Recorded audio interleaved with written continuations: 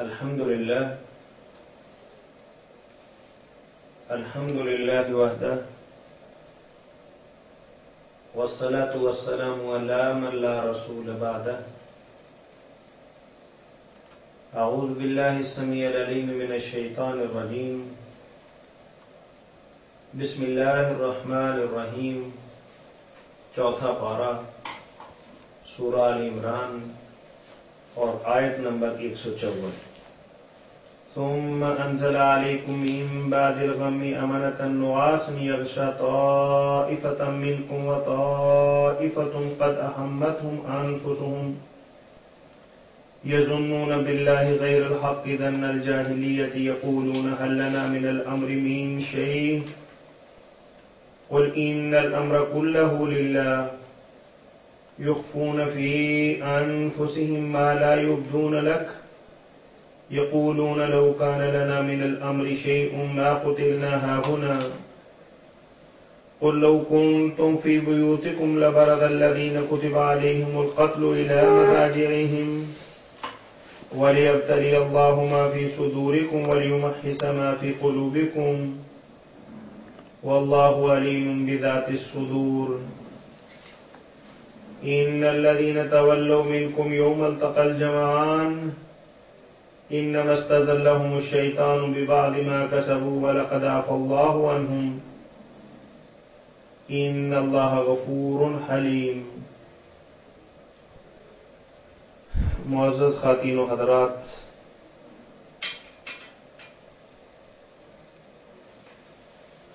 غزوہ احد اور اس کے اندر پیش آنے والے مختلف واقعات، مختلف کیفیتیں اور انسانوں کی سوچ کے مختلف زاویے قرآن کریم اس پر بحث کر رہا ہے۔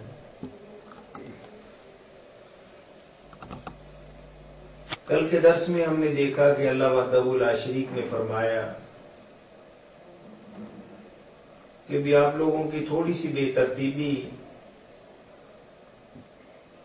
نے کیا گل کھلائے کہ پہلے مرحلے کی جیتی ہوئی جنگ شکست کے اندر بدل گئی، دشمن کے نقصان کے ساتھ ساتھ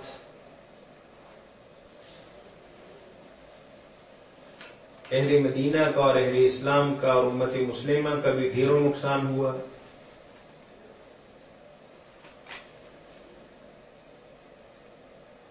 فاتح قوم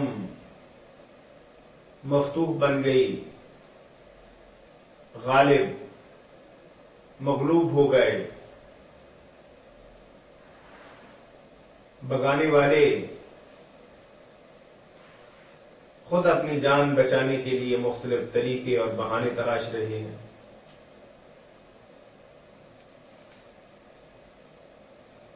اللہ کے نبی صلی اللہ علیہ وسلم تنی تنہا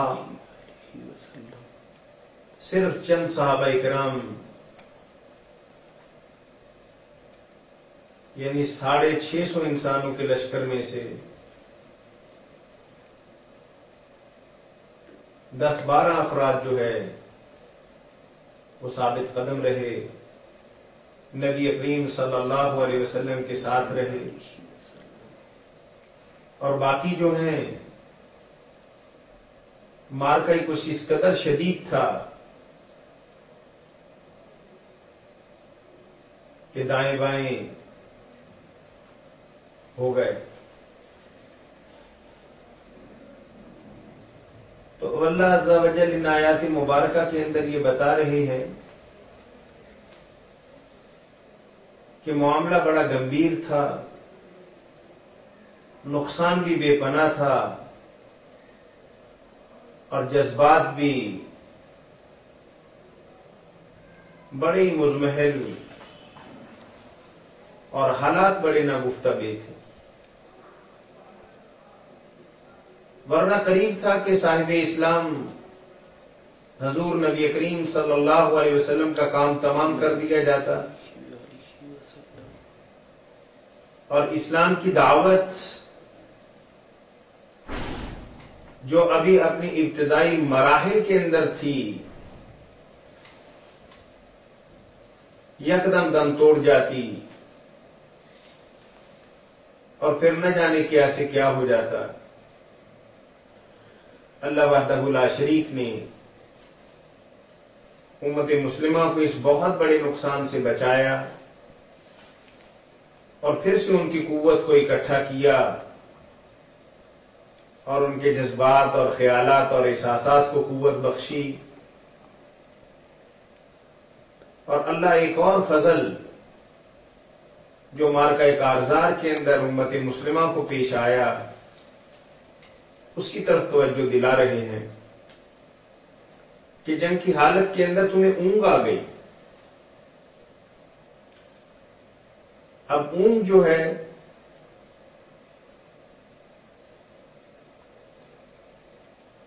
رات اور دن کے جاگے ہوئے، سر پر گھوڑے دوڑاتے ہوئے، نیزے اور تلواریں گھماتے ہوئے، تھکے ماندے لوگوں کے لیے چند لمحوں ہی کی اونگ جو ہے اور ان کی قوت کو اور ان کے جسم کو اور ان کے وجود کو بالکل تر و تازہ کر دیتی۔ کتنا ہی تھکا ماندہ انسان کیوں نہ ہو، پل بھر کی جھپکی بعض اوقات پھر سے اسے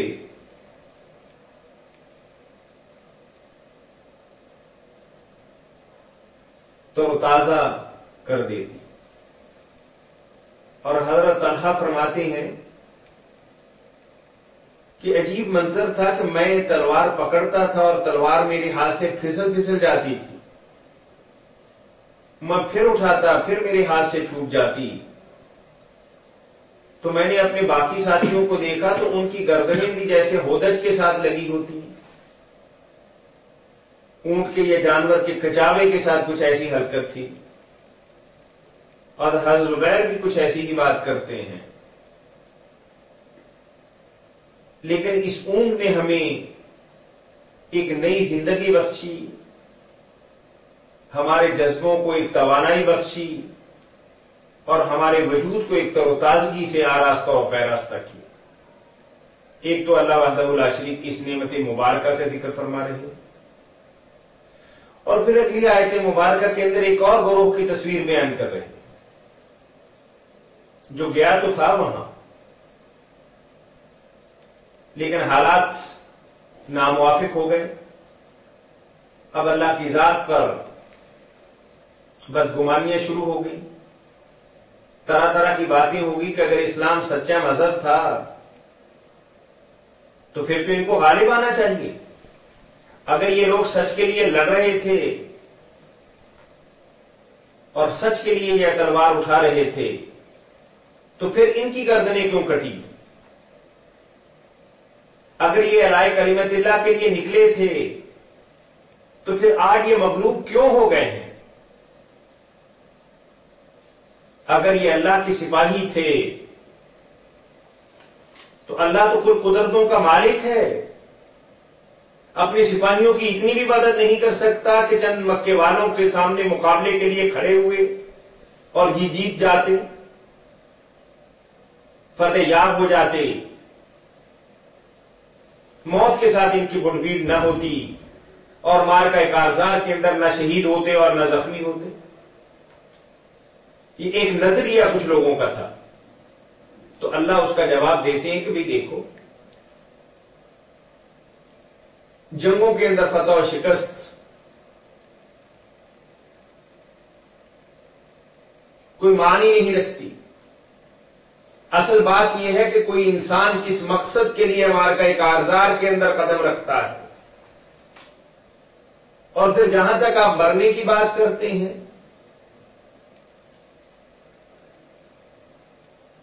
تو جس انسان کی زندگی کا اختتام جیسے ہونا ہوتا ہے، اپنے گھر بیٹھا